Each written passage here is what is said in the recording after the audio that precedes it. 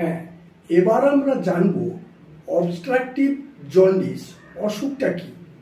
Obstructive jaundice একটি মারাত্মক ব্যাধি যাতে বাঁচার আশা খুব কম থাকে। আমাদের লিভারে বিলিরুবিন একটা নির্দিষ্ট মাত্রায় থাকে। এই অসুখে বিলিরুবিনটা লিভারে বৃদ্ধি হয়ে যায়। কেন বৃদ্ধি হয়?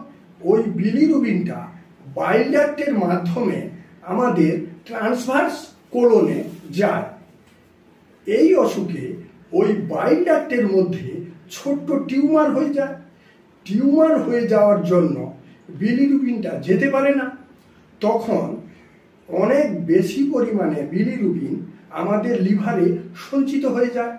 তখন সারা গা, চোখ, গায়ের চামড়া সব কিছু হলুদ হয়ে যায় এবং পরপর খাওয়ার চাহিদা একেবারে কমে যায়। এটা একটি মারাত্মক ব্যাধি। আমাদের হোমিওপ্যাথিক অনেক ঔষধ রয়েছে। ঠিক রোগের প্রথম অবস্থায় আসলে রোগীকে সারিয়ে তোলা যায়।